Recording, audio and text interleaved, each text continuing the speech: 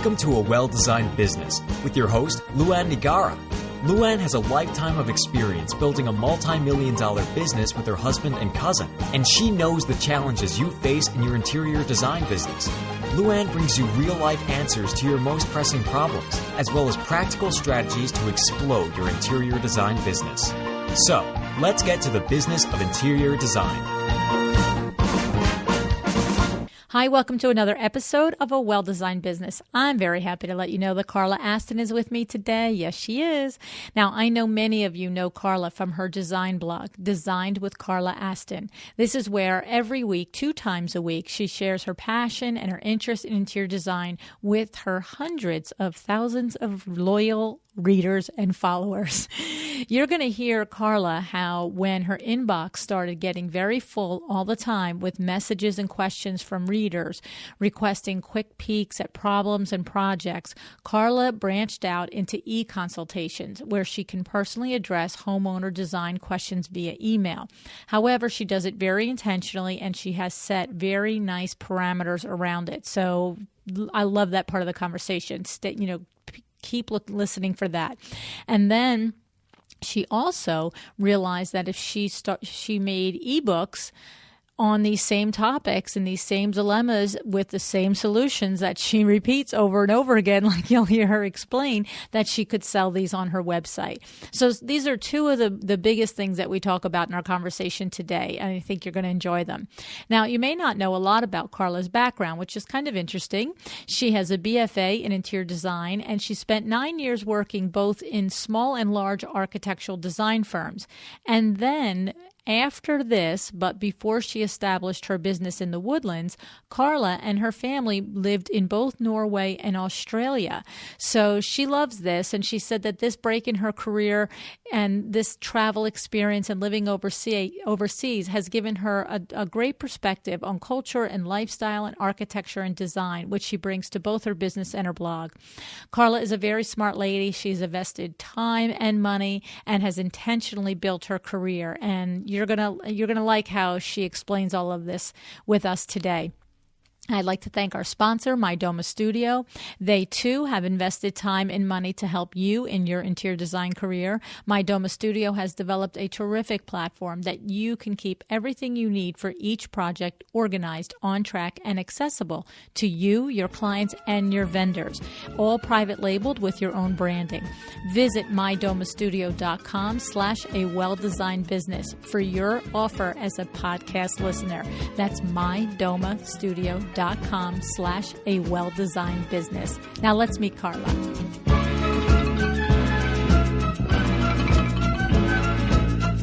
Hey, Carla, thanks so much for joining me on A Well-Designed Business today. Thank you. I'm so happy to be here. I am delighted that you're with me, Carla, because, you're like a little icon in the industry here. Let's be serious. I feel like I have a little coup having you on the show, so thank you so much.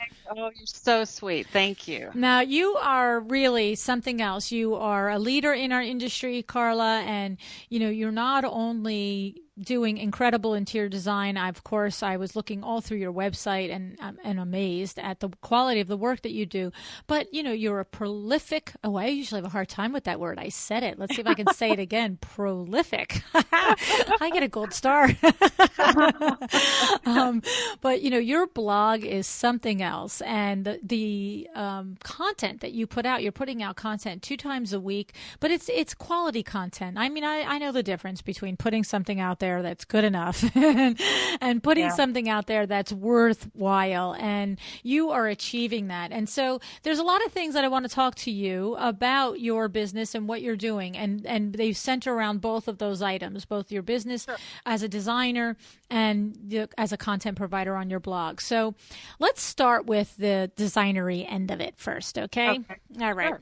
So you have what I loved is that on your website, I want to ask you, do you have any teacher background in you, or, I don't. My mother and my father and my sister are teachers. Oh, see? We're teachers. Yeah. Okay. I have this thing in my business where I can spot an engineer within 10 minutes of a conversation. And I was going through your website and I'm like, was she a teacher? Because I love the way you have detailed instructions for us as people coming to your website. This is exactly what I took away from it. I thought, this woman has laid it out perfectly for me. Instructions on how to work with her, instructions on how to be prepared, her expectations if I'm going to work with her, your agreements that you want in place when we're going to work together, and the prices. And I just thought, this is awesome. So I love it the way you've done that. And do you take that because, see, and that speaks to me because I like to know everything that's happening. I want to know what you want from me, what I'm going to get from you, what we're going to agree to pay to do this. And I just think that it's really terrific the way you've done that. So where did the inspiration come from putting all of you, I should just review for people who have not had a chance, they're probably doing their laundry and running or driving in the car like we're listening to this, right? So your services include full service, designed in a click, designed by styling, designed with a consultation. And am I missing one? No. And then you have the outlet, which is another part that we're going to go to. So when you go to your website, it's like, and you say this, you go to click to services, these boxes come up, they give a short description, and then the click to learn more. And I'm serious. It was like getting a homework assignment from a college level teacher. It's like, this is what you're going to do, and this is what I'm going to do, and this is how we're going to agree to do it. And I loved it. Right. Well, I just hope and pray that people read it when, that's, I know. That's the challenge when they, before they call, but that's the idea, is to kind of educate them prior to calling so that I get a more filtered and a better quality, client coming in that is prepared for what we can do. Right. And I mean, even on right on the front page of the service and so forth, you put it right out there. We're pretty much looking for $100,000 and up projects right now. And if that's not you, don't call. I mean, you don't say it that way, but. Well, I've just had I've learned from experience, and I have been doing this a long time, and I have had people call me that have $2,000 budgets, and you don't kind of find that out until you're kind of into a conversation, and it's just, you just can't serve the kind of people with full service at that level. So, you just have to make some differentiation and spell that out for people. And it's not that don't want to work with those people, because there are ways to do that, and I've got other ways to do that. It's just that we have to put them in the right place. I love it. So talk to me about, look, once I see it, and of course, once you've established a successful track record as a designer and a business person, it gets easier to stand in your space and put it out there like that, right? But what did it develop over? What I want to know is, were you always able to do that and put that out there like that? Or did it come from, like you said, you got to a spot where it really was only profitable for you to do full service if it was X thousands of dollars of budget, so you just decided to just put it out there? Or were you always that way, Carla? What was the chicken or the egg? Oh, no, I was not always that way. Okay. I've learned this over time. I'm very self-taught when it comes to business, and I experimented and did a lot of different things, and everything I've got right now is basically a very honed in fit for me. I've tailored my business for what I want to do, and it's just come over years of working at it and eliminating and adding in, and molding the whole thing to be what I want it to be. Oh. So I definitely did not have that $100,000 mark up there at the beginning. I was taking just about anything. And to be honest, when you start out, I don't think it's a good idea necessarily to put a big dollar amount like that up there, because that can really eliminate a lot of good possibilities that could come up. But certainly at my point where I am in my career, it's a definite that I have to start filtering like that from the get-go. So two things. Definitely, we're not saying if you're a year or 2 years in business that you definitely want to follow that model, because I've heard a lot of people say, I just recently interviewed Shay McGee, and she said the exact same thing. In the beginning, she did everything and anything. And so that seems to be, I've had a lot of people say that. To Cynthia Spence was on the show recently. She also said the same thing. So there's no shame in that, is the point. In the beginning, you're starting out, work is the point. Work. Right. Get your experience and do it. And you're going to get abused. Okay. Yep. And you're going to learn your lessons though, right? Right. Absolutely. Oh, okay. And so, but what I also like is that you are, and look, I've had a lot of conversations with designers that have reached a point in their career where they say to themselves and their staff, we really only want to spin our wheels on $100,000 projects, but how do we attract that? And so I think that's pretty interesting that you are proving the point that you can put it out there. And to your point, you have abilities for other levels of working and engaging with you. It's not that you're only going to do that. So your Designed in a Click is basically a 30-minute quick consult for $150. So the consumer can get on the telephone with you or Skype with you, I guess, or send you an email. How does that work? It's email only. Email only. I love the parameters. Yeah. Okay. No phone calls. Okay, because it never is 30 minutes, right? 30 minutes turns into an hour, right? That's right. And can I just follow up with another question? Okay. Exactly. So what will happen? Do you go far? Will you do more than, it's one email, put all your questions in one email and I'll give you one email back, or is it one question, one email? How do you work that? Well, it's basically they have to pay first. Right. Before I even respond to an email. So once they pay, I'm sent an email from my website that says this person paid and here's the email address. And so I just respond to that. I send them an email based on that and I title it Designed in a Click so I can find it again. And then I just give them a brief overview of what I expect from them, which is basically a question or questions, and it needs to be very direct. I have kind of a way of massaging them down to get to the essence of what they want to know, because this is not an e-design where I'm going to custom design something for them. This is a Q&A, and it's basically designed to kind of help them with a tough spot where they're in right now, like where do they want to end a backsplash, or some specific questions that they have. They just need a little professional advice. So I don't want to get too broad, and I really have to fine tune and limit that. I have to limit the number of pictures that they send. I always ask them to attach. Because I've got 25 pictures before.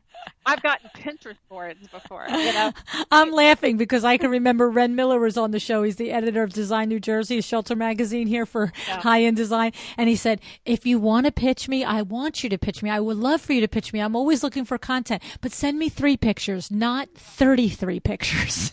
Right. Because there'll be commentary on each picture too. Right. So we just try to make it as concise as possible. And when I email them, my directions are pretty specific. So most people get it. Some do more than they should. But when I'm focusing on these, I really try to devote my attention to answer the specific question that they're asking. A lot of times they'll give more backstory than necessary. A lot of times they'll tell me why they picked some tile that they have to live with now, and that kind of thing. But I really just go through and kind of scan it first and then highlight the questions, because that's what I need to answer and that's what I have to focus on. So I try to make it as concise and to the point as possible. I want to help them as much as I can, but it has limits because it's a time thing. And so that's interesting because you don't get lost in the quagmire. You don't get lost in the high weeds of, the whole, but like because I would say that that's a discipline that, if we're going to sit here and talk about this and explain that you have this service and somebody's listening might think, oh, I would love to do that. I'm hearing it in there. You have thought out a very specific way to get information from somebody and then to keep yourself disciplined to addressing simply that information, so that, because otherwise the 150 doesn't work for you. If you end up spending 4 hours on this darn thing, then it really is just a waste of your time. So, right. But I'm realizing that it's not as easy as it might look to develop this little give and take in so that it's efficient for you. Because if somebody wants to give you the whole backstory, I just heard in there, you're like, I'm going to answer the question, and you're not going to say, well, if you hadn't done that and you hadn't done this, then maybe this. It's just like, look, they did that, they have that, this is a question, and the tile at this spot. Well, I tell you what, though, I always like to qualify my my answers, because oftentimes with these type of scenarios, I mean, these people are doing it themselves, they're doing their own projects, they have a specific question, but oftentimes the problem that they have was caused by poor planning or poor design to begin with. So there's always bigger issues, most likely. So a lot of times what I'll do is I'll try to answer their question, but I want to qualify that with what I would have done if they had maybe had a little more thought, because honestly, I don't want to put my name on an answer that is going to be a bad looking answer without qualifying that. So I do take time, and I do, basically this whole service kind of came from people asking me questions on my blog, and they would just expect these long drawn out answers. And I was like, okay, I need to figure out a way to make money on these. That's right. So I designed this little service, and the whole idea of just kind of getting them to the bare question, but then elaborating a little bit, making them feel like they got a real customized answer and a direct answer for their problem, but then maybe causing them to look a little beyond what they're looking at, because often it's just they don't see any other options. Right. And so anyway, it's a tricky thing, but it's definitely helped me, I think, and it's definitely helping my blog. Okay. And then the other one is designed by styling. And so this is where you will, so this is the alternatives for someone who doesn't have $100,000 budget. They can, you put it right on the blog, between $600 and $800, you'll style a master bedroom or a kitchen or a dining room. And then for $200 to $400, you'll style a foyer. Now, these are in-person stylings, Carla, or these could be either in person or via FaceTime or Skype? Typically, these are in person, but to be honest, these are not. This is not a very profitable thing for me. It is nor not. Is okay. It's not something that I get a lot of call on. It's there primarily for a lot of times. These are my projects where we've gone in and done bigger things, but then the accessorizing they like don't want to pay for at the end, but then they end up wanting it later. So then I say, okay, well here's the service. We'll come and do it for you then. Okay. And here's a little fee for that. So, this isn't one of my main sources of income. Okay. But I like that because that prevents that awkwardness between a client who was a $100,000 client and didn't want that service, and now they almost could start to make you feel like, well, you should or you could, or it's not that big of a deal. And of course, these prices aren't out of line, $800 and $600, and there it's like, okay, yeah, I'll be happy to do it for you. Here's what it cost, right? Yeah, right. Okay. So it's more geared towards not getting stuck in what do they call that? The scope creep or something, where people start to ask for more things than they really have already paid for. Yeah. Okay. Interesting. I love it. Basically, what you've done is you've come up with solutions for things that constantly nagged at you, Exactly. I love it. Exactly. It's like they always want this and we don't want to pay for it. Okay, here's the price for it. Okay. Right. Okay. Exactly. And then you do the designed with a consultation, and that's 90 minutes, and that could be real or virtual, and that's $350. Tell us about that. That is only real. Okay. Where did I get virtual on that? I used to have that, but right now it's not offered. So okay. It says there on the when you click on the link, it says it's not offered at this time. Oh, okay. So I basically I just don't want to do any kind of online Skype kind of phone call situations with people that aren't in my area. Mm-hmm. The face-to-face is best done face-to-face, I find. And then the rest, the Q&A is best done in an email version where I can do that in my own time. I don't have to set an appointment. I mean, there's just many benefits for that. I can go to it and I can come back later. It's really done kind of on my own time. So both of those are made to work the way I want to work. Someone else might not like that. They might want to have a phone call. I'm not that person. So. Right. No, this is what I love about it. It's not so much that you have services delineated. What I love about it is that you've figured out the things that you like to do best, the ways you like to do them best, and then put price tags according to it and put parameters on them. That's what I love. It's genius. Well, to get it at the prices that I've put, which I think are very competitive for my experience and expertise. I do too, by the way. So I think that, then it has to be done the way I want to do it. Right. So that's kind of, and I want it to be enjoyable. I want to enjoy this. I enjoy my consultations. I enjoy both the email version and the others. So I want to keep enjoying those. So if they fall out of my parameters that I've set up, then I'm not going to like them anymore, and I don't want to do them. So right. I love it. I love it. I love it a lot. I really do. I just think it's really so very clever, and it's been said so many different ways and so many different times on the show, but rarely executed to this level. So I think it's pretty awesome. So okay, so now. Tell me about, the other thing. Oh, before we move to the blog and all of that experience, the other thing that I thought was very interesting was your outlet area. So you've taken basically your years and years and years of experience and cut it, sliced it, and diced it into topics that probably, I guess, at one point probably originated as blog topics or parts of blogs, and you put it into like $10, $12 PDFs that people can buy off. So one of them was top 9 telltale signs of a DIY project.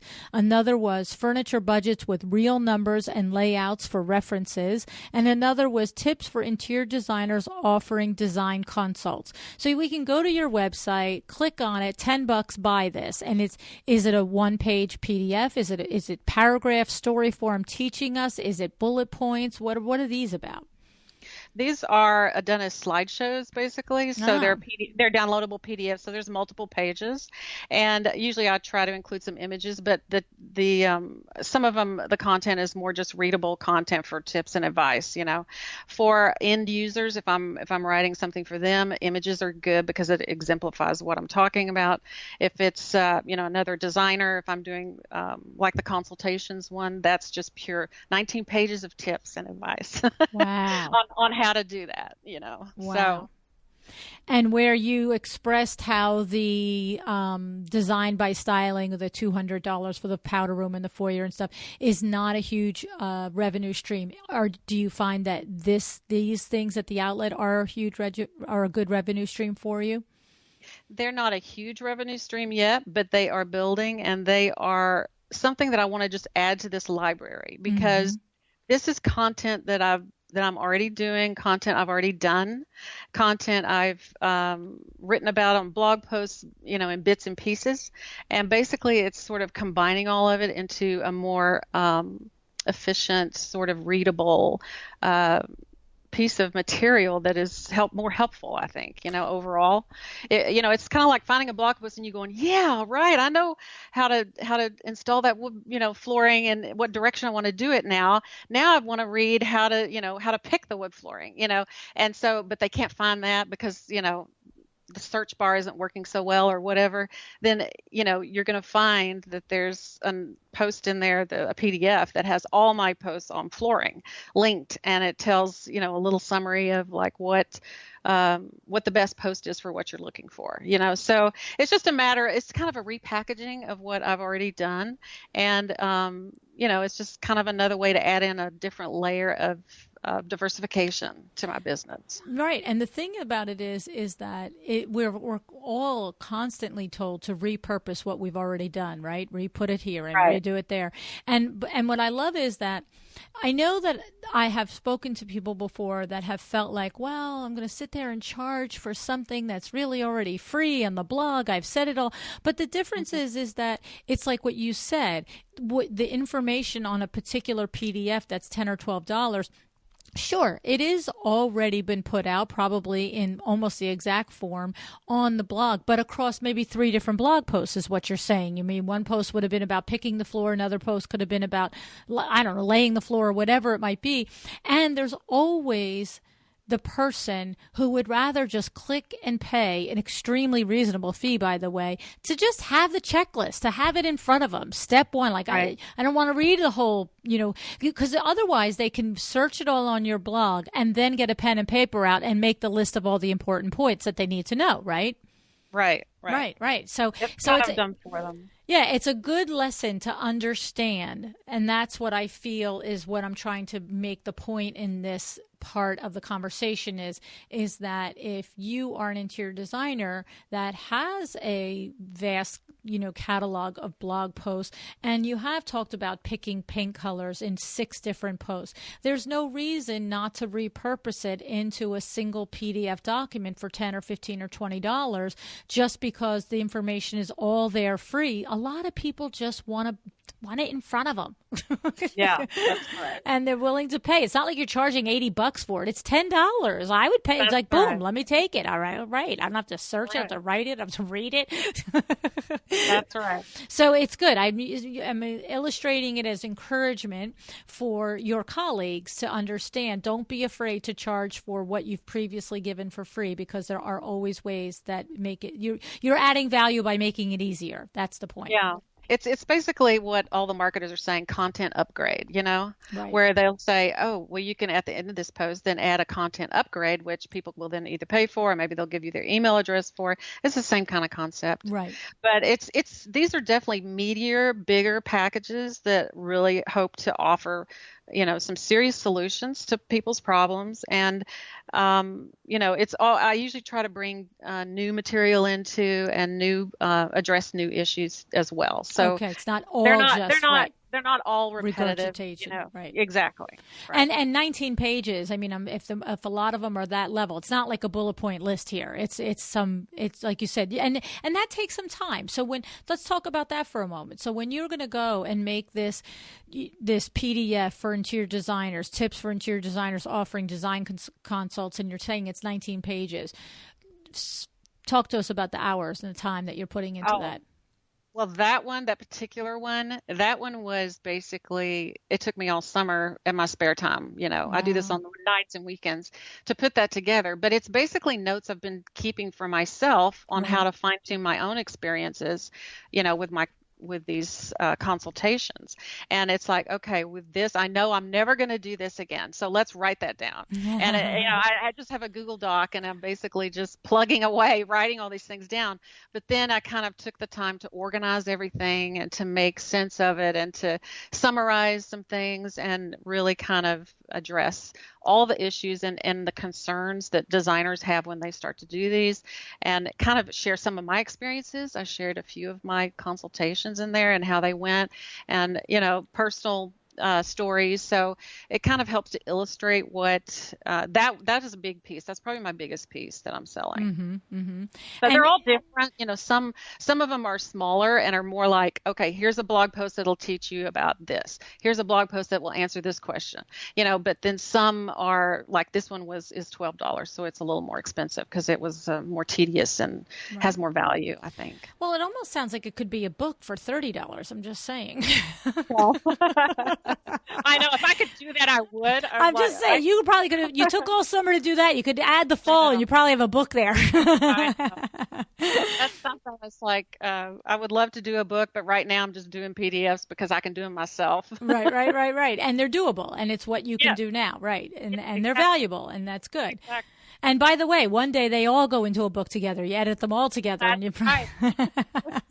Absolutely. You'll be like Kimberly Seldon with the $100 books out there, but everybody will rave about all the content in it, right? I don't know if I'll be at that level ever, but I don't know. You seem to be pretty locked down to me.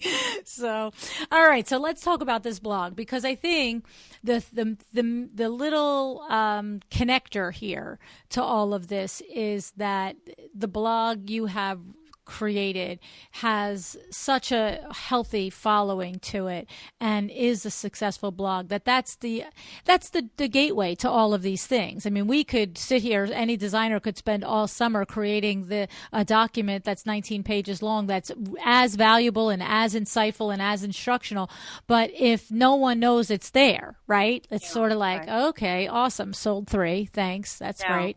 Right. So it starts with you came and you developed this blog, and the blog is a success, and it has lots of consumers and designers that come to it, and that's how you're feeding them in to your website to learn about all these other things. So how many years have you been writing your blog, Carla?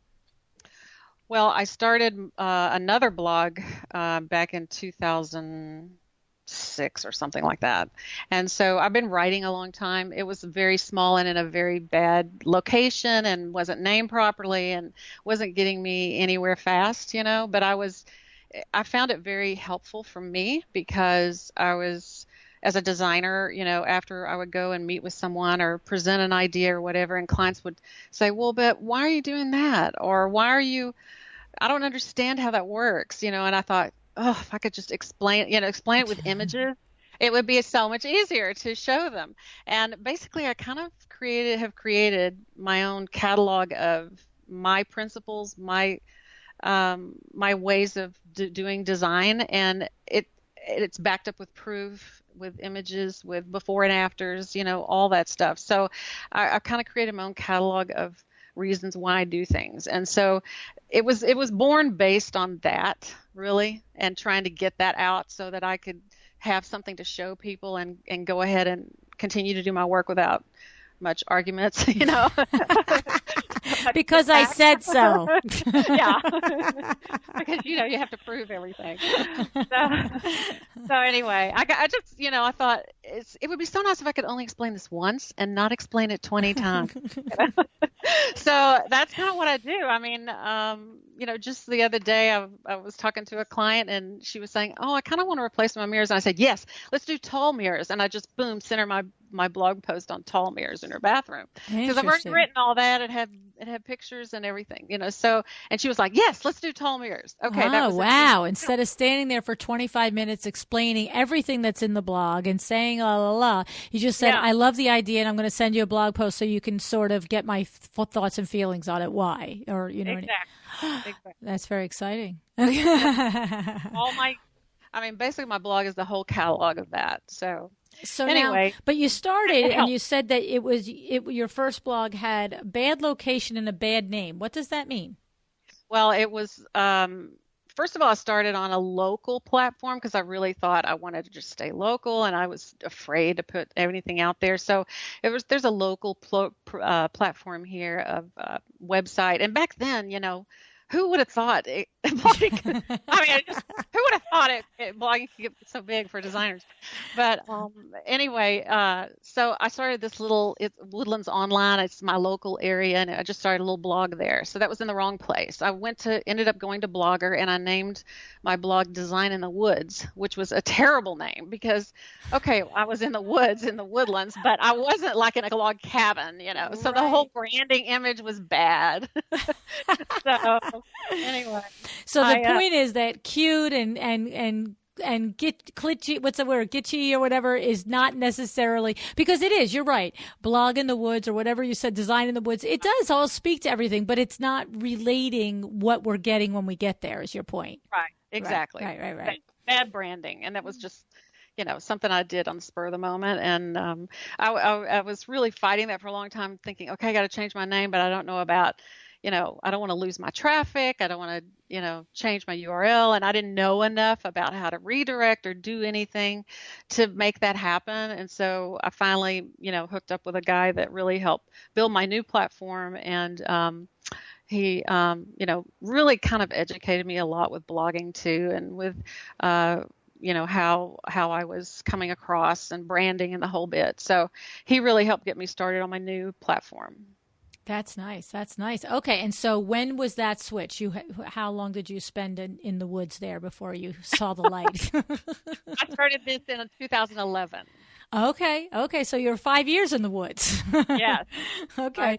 But so 5 years out of the woods. Okay. Right. Right. But you're 5 years out of the woods now. Right. So, Right. and your blog, I mean, are you interested or able to share numbers of how many hits a day you have and how many visitors a day and all that stuff? Well, I average about 200,000 a month unique views. My God. So no, I mean, there's people with millions, trust Yeah, me. but So Carla, 200. We'd all be happy if we had 20 a month. Let's be real. oh, well, you really have to figure out what is your goal before you start a blog. And I definitely wanted to reach beyond just having it feed my business. So that's why getting professional help, at the get-go from the guy I worked with, which I should say his name, Brad Williamson. He was really good about setting me on the right track and helping me for many of these years. So he was really great. And he was a copywriter. So, his titles were really what drew people to my blog. I was going to ask you about those. Yeah. Yeah. That was his true gift. And, forget the SEO. It was really about the title, Right. and also just helping me with my understanding of how to come across with storytelling and, get the word out with on social media and things like that. So there's two things in there. I hope I don't forget the second one. I'm going to ask the first one. You said that you said we should know what our goal is first, and you said you knew you wanted it to reach beyond your neck of the woods there. What was it? What do you mean by that? You knew you wanted it to be when you started doing it in 2006 and you rebranded, you were like, I want to get hundreds of thousands, or was it a different thing that you were reaching for? No, I was wanting to become a bigger blog. Okay. So that was the goal. Yeah, I enjoy blogging. I mean, a lot of designers don't necessarily like sitting and writing, but I really enjoy it. And I really enjoy the teaching aspect of it. I really enjoy, sharing images and explaining why, because it bugs me to no end to see people sharing pictures on Pinterest and things are done wrong. and I just think, if they just knew a little bit, if they knew how to do this and this, it would be so much better. Right. And so I sort of feel like sometimes that's what drives me, is just trying to help people to see things a little better and to, realize that there's a different way to look at things. And, I don't know, that's kind of what drives me. But, it was also sort of looking into the future as like a different way to make money besides just working with clients. Mm-hmm. Diversifying your income stream is something we all know we should be doing these days. And because I enjoy blogging, there's many ways to do that, but because I enjoy blogging, I wanted to take the blog to a place where it could kind of become some kind of money-making thing for me. Right. Okay. And then the other thing that I wanted to mention in there is it does sound like that, and you ended up expressing it, that you like to write, that you are a quality writer. So these are components that not everybody has a skill set on. Right. Right? I mean, so it's sort of lining up your superpowers with a dream. So somebody else might be really great on camera or video, and you might say to them, right, you blow yourself up and make a big platform, but if you can't write, don't do it in a blog. Don't think just because you hire a great copywriter to coach you or something that it's going to happen. You have to have the innate, some skill there to write and a drive to write, right? That's correct. Yeah, it's a lot of work to sit and write. Believe me. It is. I know. I like to write also, and I can get zoned in on it. But I'm more looking forward to the day when I have more time to do it. I have, for me, like I've just been in the process of writing my book for the last year, and it's finally getting ready to be coming out. And I find that writing this book in the last year has been. And then when I make the comparison to that, to say writing blog posts, which I hardly ever do anymore, it's like making dinner. It's like I don't make dinner ever anymore. I don't ever. It's like it's not happening. If there's nothing in the house to eat, it's called every man for himself, and my husband will pick himself something up, and I will have almonds, a cheese stick, and a glass of Pinot Noir. I promise you. Okay. Yeah. But when we moved into this townhouse 4 years ago, and I ripped the kitchen out and put a new one in, I insisted that they had this huge refrigerator, integrated refrigerator, and double ovens, and everything else, and a cooktop. And he's like looking at me, and I'm like, right, because when I make food, I make food. We're going to have a 3-day event with every single person we ever knew is going to come over, and I'm going to cook like a maniac. And then I want to be able to do it well. And so I sort of feel like I like to write, and I enjoy the process. And when I get lost in, I'll say, oh, I'm going to sit down and write a chapter, and I like wait, put my head up 4 hours later.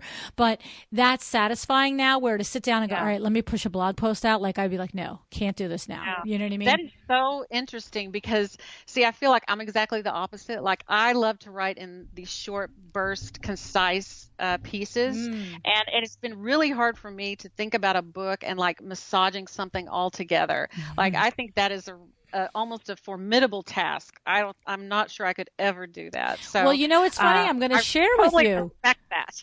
Well, but I'm going to share with you because you said it. You actually have the book in you. You said that you start with what the clients are asking you. Why are you doing that, right? And so that's what I did with my book. I started with, because the book is about building WindowWorks, about building this successful business and talking to somebody that's at the early stage of their own business or thinking about going into their own. That's the target. That's who I'm talking to. So you're like, why do I put the mirror here? Why do I make the mirror long? Let me tell them why. Well, I'm like, well, what did we do first? Okay, first we did this. And then I wrote that. I'm like, what did we do next? Next we did that. What did we do third? Why did we do that? And when we learned to do that, how did we do it better? And I literally did just what you said you do with your blog. I just went, okay, if somebody said to me, how did you guys create this? This is how we did it.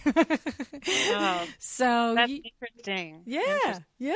And I did spin my wheels on it a little bit, but then I finally, because it's funny because the same experience with a couple years ago, the social media guy that I was working with, he said to me, you really should have an ebook on your site, right? Like a lead magnet, like you're talking about. And I was like, oh my God, what am I going to write? This is like 3 or 4 years ago. And finally, he's like, well, tell me about window treatments. Like, what do I need to know if I want to buy custom window treatments? And I did the same thing. I sat there every morning. And finally, I just went, Luann, knock on somebody's door, ring their doorbell. What happens? You say, hi, I'm Luann from WindowWorks. What do you do next? You walk in the door. She says hello. She says this. What's the first thing she usually asks you? Okay. And I literally went through, and it ended up being like a 26-page ebook or whatever with images, you know what I mean? But it's like 10 points on the process, so that if you are intimidated and not sure if you're going to call a window treatment person what you can expect, it's there. You know what I mean? Yeah, and so, right. What's funny is it's the same advice that you told us. What do they want to know from me? Yes, correct. You could rip a book out in 6 months. I'm sure of it. maybe with no other distractions. Yeah. That was why it took so long. It's hard. Yeah. And I also found, I don't know about you, but I also found that I'm much better writing early morning, even though I'm not a morning person. Yes. Right? Exactly. I'm so not a morning person, but I'll tell you what, that is the only time when I can really write. Me too. It's right. I get my coffee, come in here, and then it flows. But after that, forget it. Right. Me too. It's so funny. And in the last month, I've had to push myself to write at other times in order to finish and get to my deadline. But and it takes me longer. But once I zone in and push through, I guess to me, it probably is like when you guys have, deadlines with floor plans or things like that, where there's times that it's more productive and you feel more creative, but then there's times where you just got to do it, right? Yeah, correct. So, absolutely. Okay, so the components of this great blog are that you found your right title, you worked with a copywriting coach or a blog coach in general, and I was thinking about the titles, because I noticed the titles of the posts, and we've had a couple of people discuss that your titles you said they're not so much for SEO, but I feel like it's the same thing, isn't it? Or do you understand something differently, that you want your titles to reflect the things that people are searching when they want to learn about the topic you're writing, correct? Yes, correct. Yeah. And basically, I would just take a question that someone asked me, and that became the title of the blog post, So, and that actually, some of those are some of my best posts. And so what's funny is, because we've had shared experiences here, have you found, and I'm sure you're well past the curve because you're so successful at it now, but in the beginning, did you find the same resistance to those simple titles that you did? Because your original blog title, Design in the Woods, or what was it? It makes sense on a lot of levels. It makes sense to us as creatives. It makes sense to where you live. It's cute. It's catchy, right? But it's not worthy. It's not going to search. You don't think of interior design. Right. It's not going to search in the way. And so did you struggle with that? Because I struggled with that with titles. I struggled that with the podcast titles. I'm like, man, this is such a boring title. I'm like, but it says what it's about. Yeah. Well, I mean, to be honest, like, I've just looked at what's been successful and what hasn't. And honestly, I'm not as good as the guy that, used to help me. He was amazing at it. So I have to give a lot of credit to him for helping me really get good Google juice, from the copywriting that he did.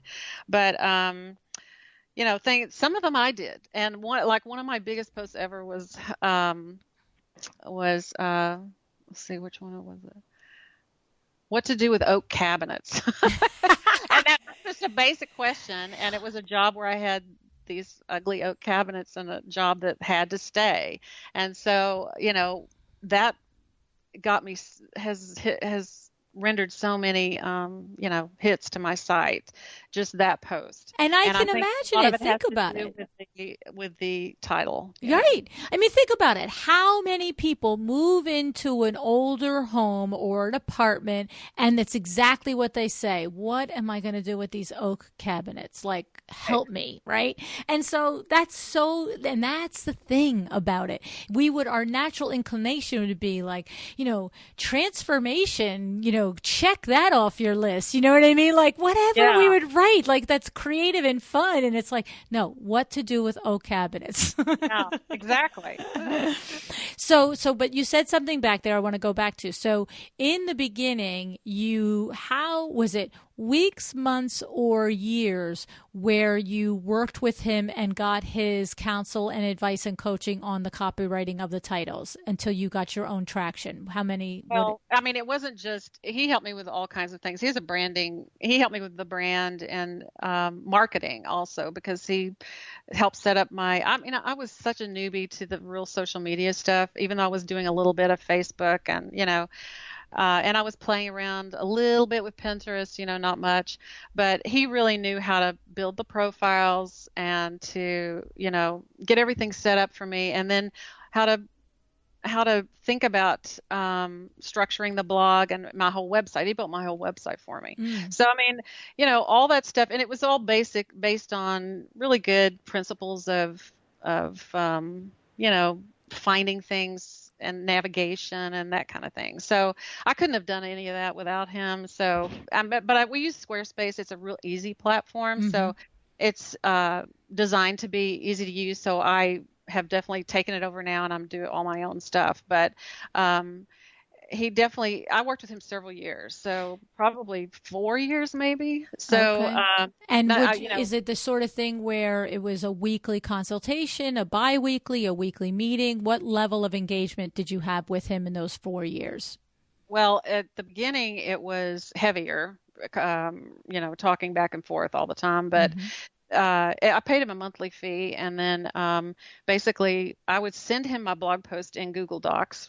He was the one who introduced me to Google Drive, which I love, but send him that in Google Docs, and then upload images or whatever into a file, and then he would take it and put it up for me on the blog. So, I just kind of learned by watching, and then helping and assisting. And then I kind of gradually took over more and more of it. Mm-hmm. So, and about a year ago, I just couldn't afford to keep that up anymore. And so that's why I'm on my own now. And also I felt like I finally learned enough to stand on my own two legs. Right, because right. Also I was running a business, Right, exactly. Let's be real. I was like, but now I do. Also I was blogging more. Like we were trying to put out a lot more posts a week just to kind of get that traction going and to kind of get more content on the blog. So, but now 2 is all I can manage, and Right. I try to make them really, right now I'm really trying to write for my email list. I can tell what they like and what they don't like by their open rate of their emails that they get and their click-throughs. So I'm really trying to create content that is something they want to look at whenever it comes to their inbox. So I'm trying to focus on that and trying not to depend so heavily on social media for driving traffic. Well, that's smart because you've taken, the last 5 years to develop that email list. And so they're your most loyal people, the people that are on your email list. So keep them happy, right? Right. And so tell me about, so it sounds like that he didn't just simply execute. If you turned in a blog post and he thought, or was it expected that you were going to do the content and he was going to do the post and he wasn't going to change it to the point that it didn't sound or be you or be accurate information, but what's that? We had a lot of friction about that. Okay. Because he wanted to change sentences and titles and words. Yeah, he was a heavy editor at first, but we worked that out and it really became I also learned a lot, he knew much more about writing than I did. So I learned by watching his edits and seeing what he would come up with. So it was just a process over time and it was a really good investment, but it's just, I wanted to make sure definitely that my voice was heard, that it was my language and my words that I would use. And oftentimes, he would say, okay, I don't really understand what you're talking about, but is this okay? The terminology or the, the things I would use. So, he really was careful to make sure that it was my voice. And I feel like, he was a little in touch with his feminine side, so he could talk like a woman if he wanted. But back then, at the beginning, he was doing more of that, taking the ideas and my words and kind of reworking things a little bit. But then it really worked. He learned you too, like you learned the technical copywriting and the SEO, but he learned, the softer side and the teaching side and the feminine voice side. Right. Correct. I love it.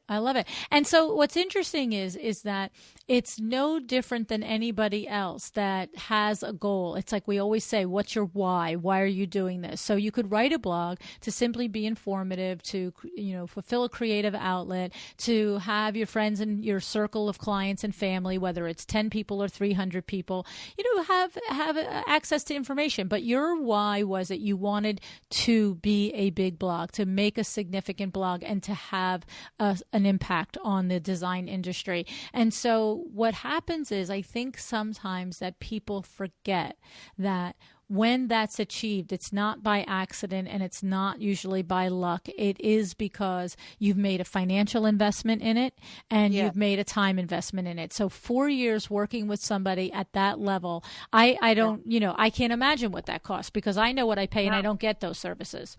Yeah. It was quite costly, but it was a really good educational experience for me too, and it really, is. It's true. It's almost like a community course, right? Yeah. It's going to serve me for many years. So right. That's a good way to look at it because I know for me, a lot of times I'll be like, well, I can pay somebody to do it or I can learn how to do it. Now I'm at the stage where I mostly pay because I'm so darn busy, right? But you used to think even I think as recently as 2 years ago, I purchased an online course for copywriting, and what I spent on it, I probably could have got 2 months worth of education from a coach on actually doing it instead of like this copywriting course that I've only gotten through 10 of 20 modules, right? I know. That's it. I mean, I'm all for DIY, but it's like sometimes you just need really just kind of sit side by side with someone. Right. And really work through this stuff. That's really how you learn. You know, for me, that's how I learned. Exactly. And I learned the same with me. It was my first and last course that I bought. Because we are all different. There are people who will sit and do it, and then there are people that are not. And the thing is that if your goal is to be above the rest and to not be one of the part of the noise, but to be above the noise, that, it costs time and money, not just time, but money usually as well. Yeah, for sure. And the thing is, this day and age, we've just got so much more noise out there and so many more blogs and so many more designers, and everything is growing exponentially. So standing out today is even harder than when I started, So it's really hard to find a unique voice to really, even if you do make that investment these days, it's no guarantee, because all the social media platforms are cracking down. They want you to pay for everything. Right. So you can't be seen on Facebook without paying. You can't be even seen on Pinterest anymore without paying. They want you to promote pins. So and Instagram is going to head that way as well. So right. We're all just basically, we find a new platform, we get on there and get as much free juice as we can, and we go find another one. That's kind of how it has been to me. What do you find are some of the most one or two common questions that you get from designers that are asking you for your business advice, Carla? Well, I've gotten lots of different ones, and I've actually featured a lot of those questions in my blog. One person asked me, how can I be a designer when I live, in the rural area, And other people asked me, how do you charge? Do you charge flat fee or hourly? And I'm like, well, it depends. It just depends on the client, depends on a lot of things. And what I say is not going to be necessarily what's good for you. So, I feel like there's a lot of different questions.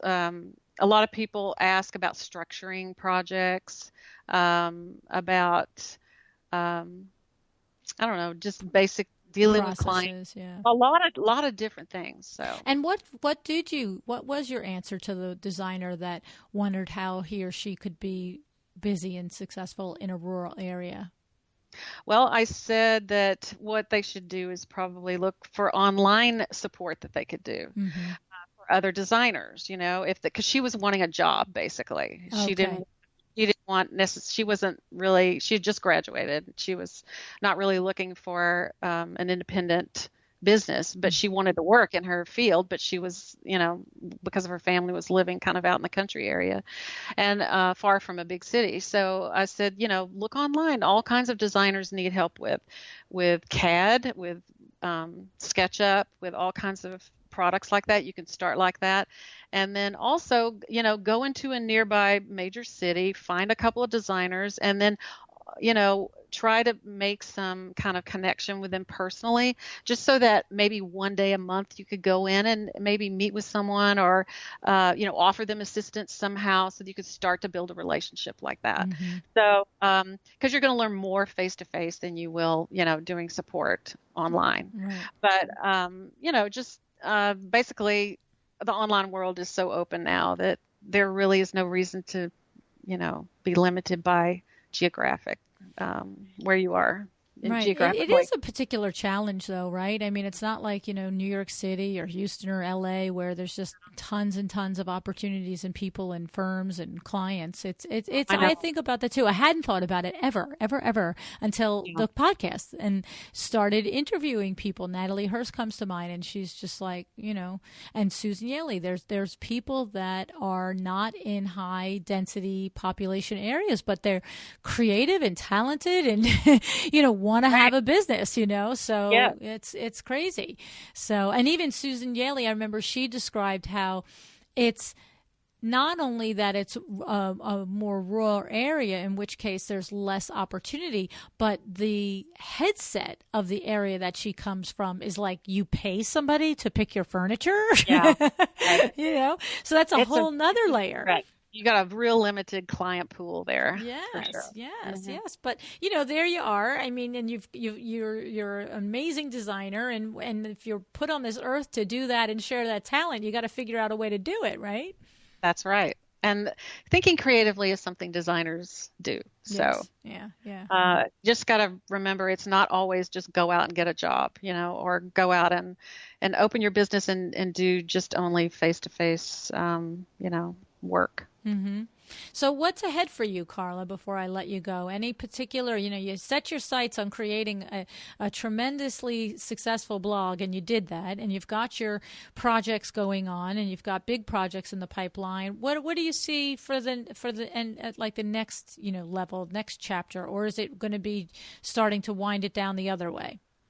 Well, I want to just sort of maintain this level of really good filtered clientele and larger scale projects that I'm working on, a little at a time. I don't want to take on too many because that just causes a lot of stress. And really filter those and get really good quality clients. That's one of my key things to work on. And then also to build out this other way to do business, with some online consultations, with writing those PDFs, with affiliate marketing on my blog, with other ways to make money. So I want to diversify. I feel like eventually, I don't know, in my 60s, I might just not take on big client projects anymore and only do consulting. So that's in my future somewhere. I don't know when. My husband's not retired yet, so I'm still working for the next 5 years, I think. So for sure. So as a regular designer, face to face. Right. Boots on the ground working. Right. But it's good. I mean, look, I'm going to fall over if you don't come out with a book at some point. It might be after you're done with, boots on the ground designing, but you're too talented a writer and you have too much information there and you have it both side facing. You have so much talent and skill at teaching consumers the tips and the best ways to look at design and think out of the box. But you're a very talented teacher of us, too, in the industry. Well, that's very nice. Thank you. I'm flattered. Very much. Well, I see it. I see what you do, and I know your reputation in the industry, and I've read, your work and stuff. And so, you're just going to sit and look over the ocean or the mountain somewhere and write books, and we're all going to read them. Oh, gosh. Well, I will say that, the projects really inspire the blog and inspire writing. So it's really hard to imagine doing one without the other. So I don't know if I could ever quit completely, and just write or something. I think that would be real difficult for me. So I really love the design aspect of the work. So right, that's where you're getting your inspiration from. I hear you. Okay. All right. Well, we'll just have to see what happens. Oh, well, I can't thank you enough for sharing your time with us because, as I said, you're somebody that we all look up to, and I'm very grateful that you chose to spend some time with us today, Carla. Thank you. Thank you so much. I appreciate you having me on. I enjoyed it.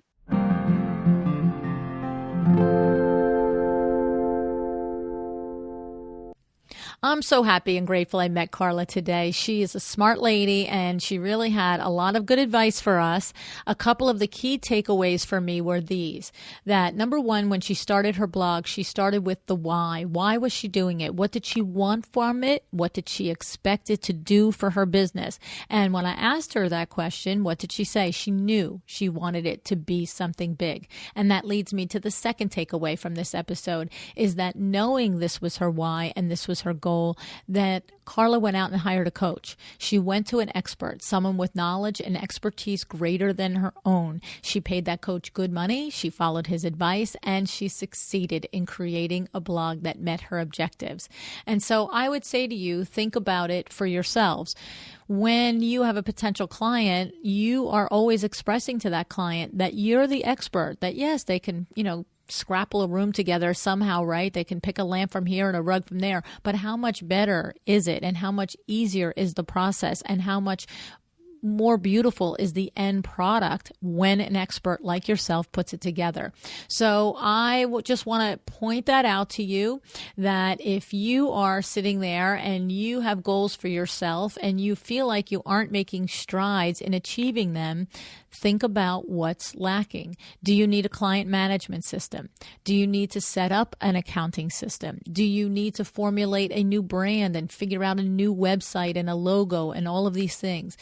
Do you need help doing these? Instead of considering these as things that you waste money on, consider them as an investment in your success. Just like Carla said, she said it was an investment and it paid off. And she has this blog with tens of thousands of visitors, and she's earning revenue off of it. And it has become exactly what she intended it to be.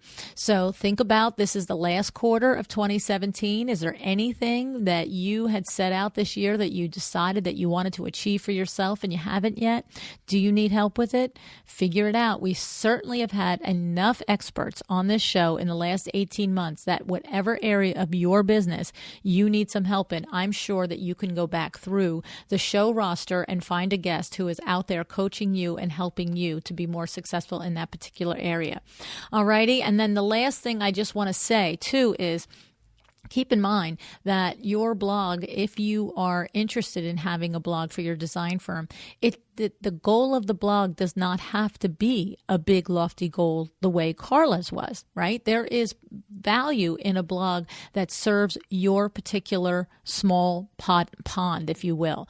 So imagine your small pond is your current roster of clients, every client you've ever had since you opened, whether that was a month ago or 10 years ago, and possibly every person that went through your inquiry system but didn't end up purchasing your services.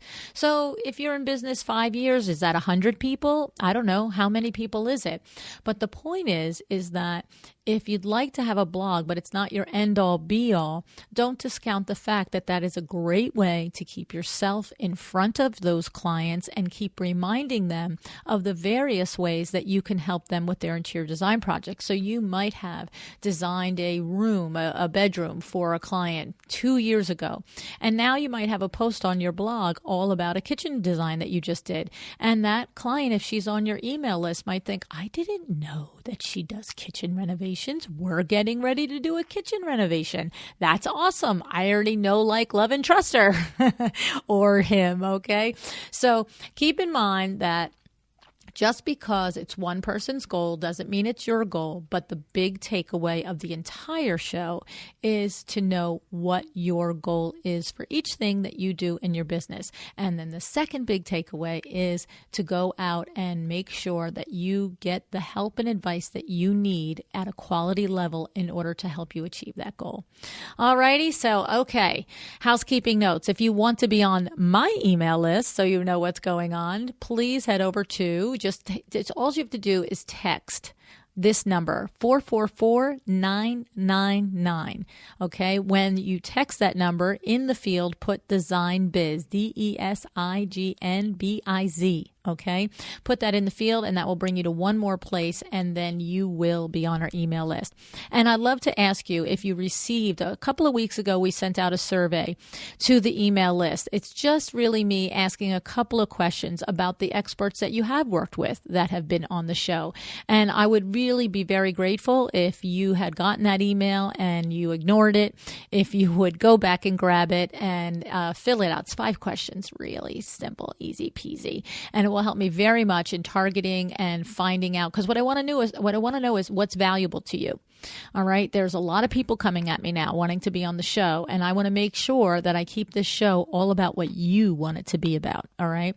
And I also had a couple people reach out and say that they were aware that the survey was there, but they didn't get it. If you're on the email list, it went to you. So check your spam file. Okay. All righty. And again, if you want to be on the email list, text 444-999 and the word Design Biz, B-I-Z. All right.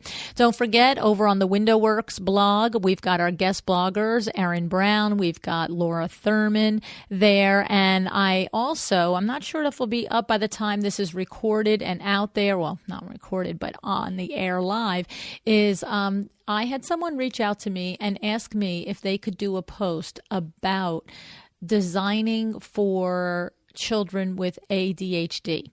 And I thought, yeah, that's a valuable thing. That's awesome. So if you are in the middle of working on a design project and maybe there's a child in the house that suffers from ADHD, then maybe you would check out this post, and that's at www.windowworks-nj.com/blog. Okay, so that's the WindowWorks consumer-facing blog. It is not on the trade blog.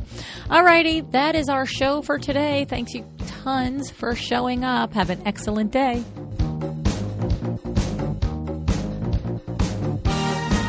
Thank you for joining me again today for another episode of A Well-Designed Business. This podcast is a production of WindowWorks in Livingston, New Jersey, your trade resource for custom window treatments and awnings. Learn more about WindowWorks at www.windowworks-nj.com. All of our music is original music by Room 2 Productions. Please contact us if you want to learn more about original music for your business or your events.